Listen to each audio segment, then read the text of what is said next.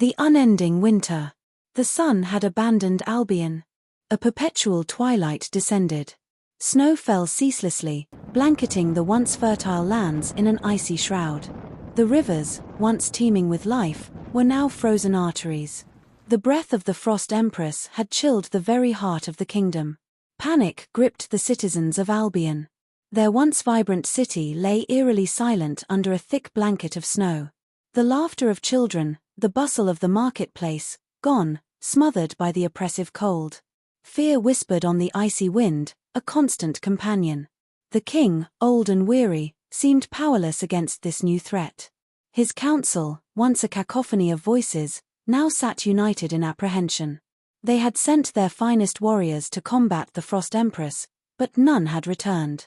Albion, a beacon of warmth and prosperity, teetered on the brink of collapse.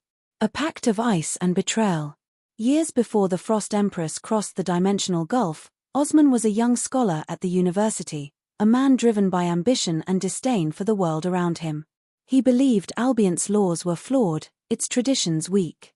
Most of all, he despised the fairness and charity that others saw as virtues. To Osman, these were chains holding Albion back from true strength, and himself from the power he deserved. Consumed by resentment and a thirst for greatness, Osman began to seek knowledge of forbidden powers. It was not chance that led him to the Frost Empress, it was his relentless pursuit of something greater. Deep in the university archives, he uncovered ancient texts detailing the Empress's dominion over ice and her desire to conquer realms beyond her own. Osman knew that to summon her, he would need to pledge something of great value. In a ritual hidden from all eyes, Osman reached across the dimensional veil. The Frost Empress answered his call. She appeared before him, her beauty as chilling as her voice. "What do you offer?" she asked, her tone both mocking and curious. Without hesitation, Osman offered her his allegiance, vowing to betray Albion in exchange for power. His first task was clear: create the portal that would allow her to cross into his realm. Over decades, Osman worked in secret. Through subtle manipulations, he embedded himself in Albion's council and began twisting the laws to suit his plans. The portal, disguised as a ceremonial gateway, was unveiled under the guise of celebrating Albion's supposed unity with the elements. When the Frost Empress finally crossed the gulf and unleashed her icy dominion, Osman stood by her side, believing himself untouchable. The rule of law. Chancellor Osman's duplicity was cloaked in the guise of rigid adherence to the law. To Albion's citizens, he seemed a paragon of order and morality. But the laws he shaped over decades were designed to serve his hidden master. Every reform he proposed, every case he prosecuted, every alliance he forged was a calculated step toward betraying the kingdom. When the Frost Empress installed Osman as her puppet ruler, he moved swiftly to cement his power. His first act was to abolish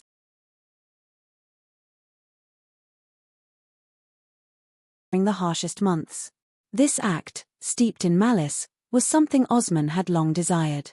As a counselor, he had failed to convince the king to remove the arms, but now, with absolute power, he relished the chance to destroy the practice.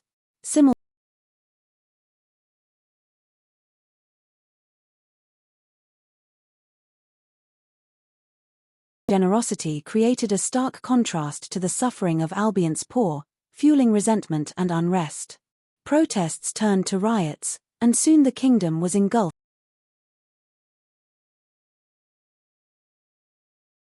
The consequences of his actions proved his undoing. The Frost Empress, watching from her throne of ice, grew impatient with his incompetence. To quell the unrest, she deployed her ice army to crush the opposition in Osman's name. The frozen streets of Albion became a battlefield, as her soldiers, soulless constructs of ice and fury, swept through the city. The people's hatred for Osman deepened. He had become not just a symbol of greed and betrayal but the face of their suffering. Yet even as the riots subsided, the Frost Empress's true intentions began to unfold. She had no interest in ruling alongside Osman, his usefulness had ended. He had become a liability, his failures threatening the total control she sought. The final reckoning. Osman stood in the Frost Empress's icy throne room, his breath visible in the bitter chill. He had won the throne, achieved everything he believed he wanted, but it was all a lie. The Frost Empress loomed before him, her beauty cold and unyielding, her eyes glinting with triumph. "You thought yourself clever," she began, her voice like shards of ice. "You believed you could share in my dominion. But tell me, Osman, did you truly think I needed you? Did you think your petty schemes and hollow promises mattered in the face of eternity?" Osman fell to his knees, his carefully constructed world crumbling. "Please," he whispered. "I served you faithfully. I delivered Albion to you." She laughed, cold and cruel. "You served yourself, Osman. You were never more than a pawn. And now, your usefulness is at an end." With a gesture, the Frost Empress unleashed her wrath. An icy wind engulfed him, twisting his body into a grotesque parody of his former self. His fine robes disintegrated into rags, his proud frame shrank into frailty, and his face became a mask of disfigurement. "You sought immortality," she said, her tone mocking. "And I grant it to you. But not as a king. You will live forever as a beggar, scorned and pitied, dependent on the charity of strangers. So long as my power endures, so too will your curse. Eternity as the twisted beggar." Osman stumbled through the frozen streets of Albion, now a kingdom of ice. The people, who once trusted him, now jeered or turned away. Some threw scraps at his feet, others spat in disgust. Every act of pity reminded him of the fairness he had scorned and the lives he had betrayed. He listened to whispers of rebellion, the people's hope igniting despite the Frost Empress's icy grip. But Osman could do nothing. His immortality was a prison, his existence a cruel testament to ambition unchecked. The Frost Empress's words echoed in his mind, "You thought yourself a king, but you were always my servant." The final question, who watches?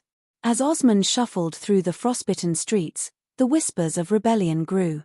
He could not join them, could not warn them, could do nothing but endure. His disfigured face turned toward the icy horizon, where the Frost Empress's dominion stretched endlessly.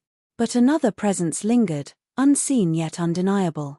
The story of Osman's rise and fall had been told, but by whom? Perhaps it was Osman himself, condemned not only to beggary but to recount his failure endlessly. Or perhaps it was another, a watcher cursed to observe and record the Frost Empress's schemes. The Frost Empress, in her boundless cruelty, might have ensured that both were true. Whoever the narrator was, their final words were etched in frost. This is the tale of Khan's Serak Osman, the Cooper's son who rose to rule and fell to ruin. Let it serve as a warning, the Frost Empress is eternal. Her wrath is limitless, her power absolute. Remember this or share Osman's fate, forever.